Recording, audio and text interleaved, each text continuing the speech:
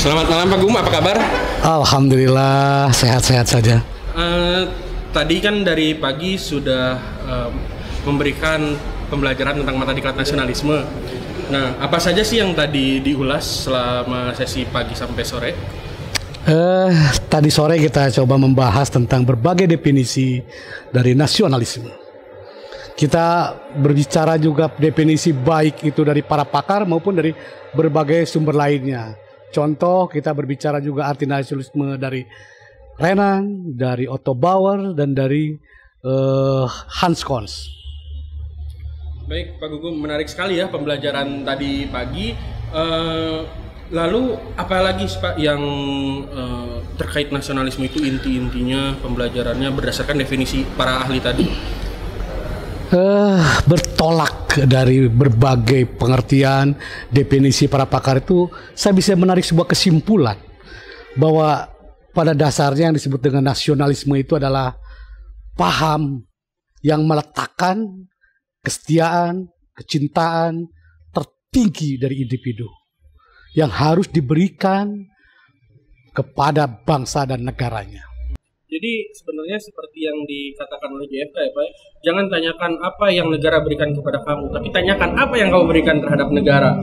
Lalu selanjutnya apa nih Pak kaitannya nasionalisme dengan sikap perilaku bagi ASN? Di sini bisa ditarik kesimpulan bahwa nasionalisme itu adalah sebuah sikap dan perilaku yang harus tercermin dalam kehidupan sehari-hari dengan berlandaskan pada falsafah hidup dari bangsa itu sendiri.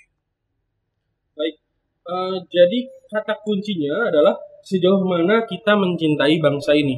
Namun Pak, kita harus pahami dulu sebelum kita berbicara mencintai, sejauh mana sih kita mengenali bangsa ini atau nasionalisme itu? Ini pertanyaan menarik. Guru bercerita tentang mencintai. Pertanyaannya adalah sederhana sekarang.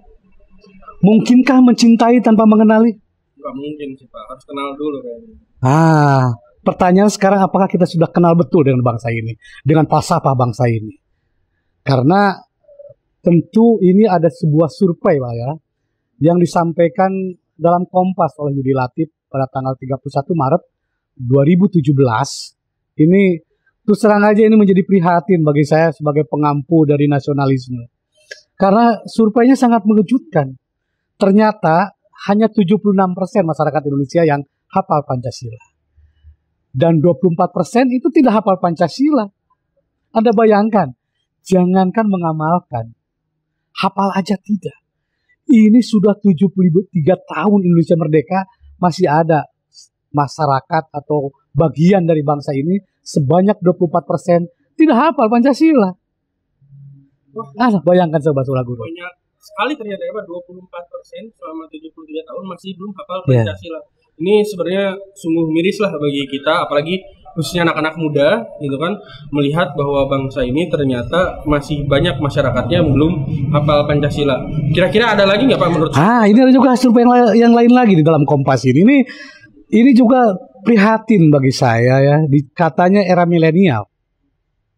Tetapi mereka bangga dengan bangsa ini juga enggak. Karena apa? Ada sebuah tren yang menarik ini dilihat dari survei Kompas ini dari mulai 2013 sampai 2017 ini, ada penurunan kebanggaan terhadap bangsa ini. Dari 93,5% sampai kepada menjadi 67% ya. Jadi ada menurun dari tahun ke tahun. Dari 2013 sampai 2017. Bayangkan.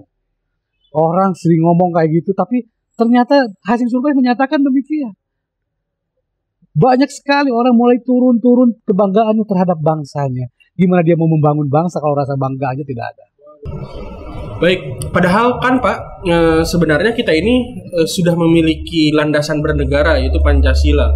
Mungkin bisa Bapak ulas bagaimana Pancasila ini khususnya nih bagi kita teman-teman yang ASN dalam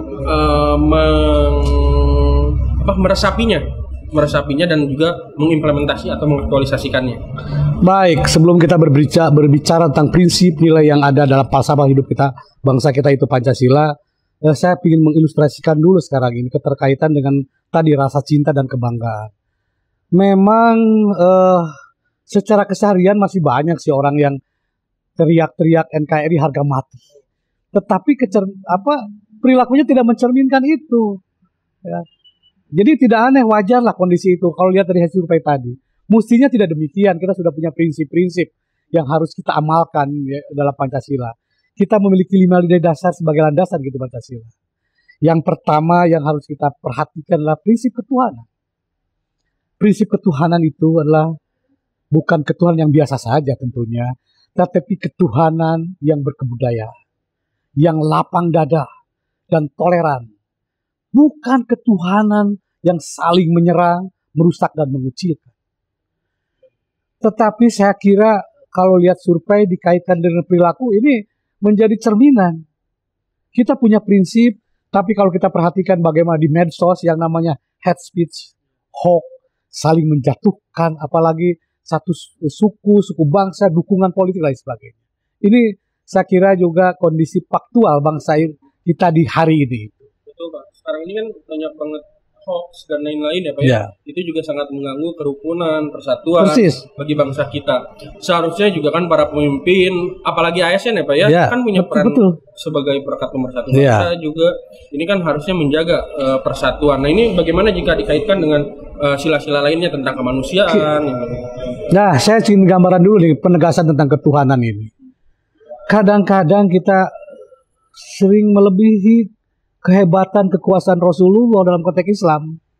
Seolah-olah kita ini kalau agamanya berbeda di kita nggak boleh bergaul. Aneh saya bilang. Yang namanya Rasulullah ya zaman dulu kala itu dia tetap juga berinteraksi kok dengan bangsa lain. Dia berniaga juga. Ya. Saya sederhana aja sebenarnya dalam konteks keindonesiaan. Bahwa yang namanya keberadaan agama yang lain kita harus hormati. Pada prinsipnya kalau menurut saya semua agama itu baik. Dan kalau dia mampu mengimplementasikan agamanya masing-masing, maka kerukunan pun akan terjaga. Tentang mana yang benar, itu ada di hati masing-masing. Kita diajarkan pada Al-Quran. Lakum dinukum waliyadin. Benar Pak, jadi kita ini boleh beragama, silahkan beragama, silahkan melakukan ibadah, tapi tidak saling lompat pagar lah ya. Saling menghormati lah ya. Dan saling menghormati. Betul, harus saling menghormati. Kita ngomong toleransi, tapi mendiskreditkan agama yang lain nggak boleh lagi. Yang kedua, guru ya, tentang prinsip kemanusiaan, yaitu prinsip yang berkemanusiaan dan berkeadilan. Bukan menjajah dan eksploitatif. Tetapi hari ini juga sikap-sikap mengeksploitasi ada, sikap-sikap menjajah ada. Bahkan kadang-kadang saya tidak tahu juga kenapa demikian.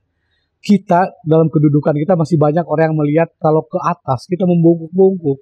Tapi ke bawah kita seolah-olah mau menginjak-injak. Menindak. Tapi dia kalau bercerita tentang tetap NKRI harga mati. Inilah mungkin tadi saya kira survei itu sangat korelasi dengan perilaku kita sekarang ini. Itu mungkin yang kedua. Yang ketiga guru, yaitu prinsip kebangsaan. Ini penting buat bangsa kita. Kita ya tadi sama juga yang tadi. Kita persis tahu kok negeri ini beragam kok. Ya. Dan harus dipahami betul oleh bagian dari anak bangsa ini. Bahwa negeri ini dibangun bukan atas dasar persamaan agama. Bukan atas dasar persamaan budaya. Bukan atas persamaan suku bangsa. Tetapi negeri ini dibangun atas dasar persamaan cita-cita.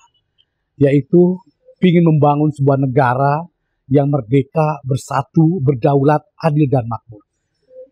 Bahwa yang namanya keberagaman adalah sebuah keniscayaan. Ini negeri ini memang beragam dari awal. Gak mungkin dipersatukan hanya dasarnya saling mendaulat saling bawa bangsa yang paling besar. Dari awal kita sepakat, bukan itu dasar persatuannya. Tapi tadi kesamaan cita-cita. Dan prinsip yang keempat guru yang harus diperhatikan juga itu mengembangkan prinsip demokrasi. Yaitu bagaimana kita membangun musyawarah mufakat ya. Bukan demokrasi yang didikte oleh suara-suara yang mayoritas. Bukan berarti semua yang banyak itu yang menang. Kita sudah mengalami fase-fase itu di mana kita pernah mengalami di lembaga negara, mungkin masih ingat guru, tentang bagaimana kita waktu mau menggolkan undang-undang tentang MD3. Mungkin masih ingat cerita itu. Bahwa karena ingin menangkan tadi, mereka ada sebuah gabung. Dan saya pastikan itu bukan kepentingan rakyat, tapi hanya untuk kepentingan golongan-golongan.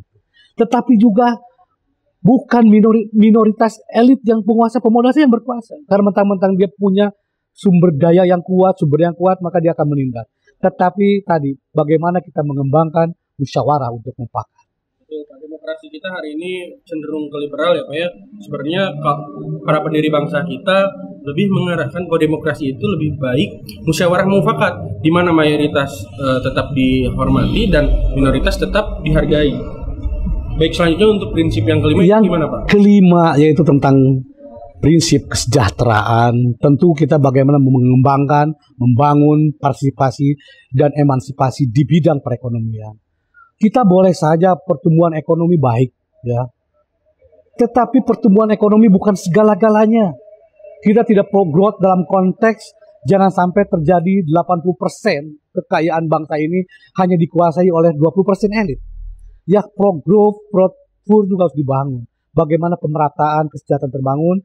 Jadi tidak berbasiskan pada individualisme kapitalisme, tetapi bagaimana prinsip-prinsip yang membangun kesetaraan. Bukan berarti semua harus tidak, tapi paling tidak gap kaya miskin itu tidak terlalu jauh. Itulah prinsip-prinsip yang harus kita amalkan, dan teman-teman kita tentu dari aparatur sipil negara harus mampu mengimplementasikannya ya dalam kedudukan peran aparatur sipil negara. Selanjutnya nih Pak, apa sih peran ASN yang harus dilakukan dalam konteks kita bernegara, berbangsa, dengan kaitannya dengan nasionalisme ini Pak? Begini ya, tentang aparatur sipil negara ini memiliki kedudukan yang sangat strategis dalam konteks penyelenggaraan negara. Karena dialah yang mengimplementasikan kebijakan pemerintahan saat itu. Dan ASN ini punya 3 peran penting dalam menjalankan fungsinya itu. Yang pertama, aparatur sipil negara adalah sebagai pelaksana kebijakan publik. Yang kedua, aparatur sipil negara sebagai pelayan publik. Dan yang ketiga, ini penting juga, yaitu aparatur sipil negara sebagai pemersatu bangsa. Tentunya dalam mengimplementasikan ketiga kedudukan peran tadi, basisnya adalah nilai-nilai Pancasila tadi. Gak boleh lagi kita terjadi membuat kebijakan publik atau melaksanakan kebijakan publik hanya berpihak kepada golongan, tapi nilai-nilai kepublikan harus terbangun di sini. Dalam pelayanan publik sama, hilangkan rasa-rasa yang umpamanya kita sering mendengar lah, hanya pelayanan ini diskriminasi, maka dihilangkan di situ. Dan yang ketiga tentu sebagai pemersatu bangsa memiliki kedudukan peran penting. Maka kalau menurut saya aparatur negara nggak boleh kita memberikan justru di sini memanas-manasi bahwa saya bagian dari kelompok ini, saya bagian dari kelompok ini. Maka ASN dia harus netral, bagaimana menjaga keutuhan berbangsa bernegara ini. Ini sangat penting sekali guru sebagai sebagai 3 fungsi tadi yang diemban oleh aparatur sipil negara. Baik Pak, selanjutnya tentu penjelasan Bapak tadi sangat bermakna, berharga bagi kita semua. Nah, untuk peserta latsar nih Pak, agar dapat memudahkan mereka mensintesa nasionalisme dengan peran dan kedudukan fungsi PNS tadi, itu apa yang harus mereka lakukan Pak? Baik, sebagai bagian pembelajaran sekarang untuk Anda semua peserta latsar ya, ini tugasnya individu ya, tidak kelompok lah ya. Anda membuat tugas yang satu aja lah, nggak usah banyak-banyak, yaitu bagaimana mengimplementasikan prinsip-prinsip atau nilai dasar Pancasila dalam menjalankan peran dan fungsi Anda sebagai aparatur negara. Pertama dia sebagai laksana kebijakan publik, pelayan publik, dan pemersatu bangsa. Itu mungkin tugas buat teman-teman, saudara guru. Baik, jadi tugasnya itu bagaimana tadi mensintesakan ya Pak ya, nilai-nilai nasionalisme terhadap peran dan fungsi PNS sebagai pelayan publik, pelaksana kebijakan publik, dan pemersatu bangsa. Mungkin itu saja rekan-rekan peserta latsar yang kami banggakan. Hari ini kita sudah berbicara dengan Pak Gugum sebagai master trainer dari mata diklat atau mata pelatihan nasionalisme ini.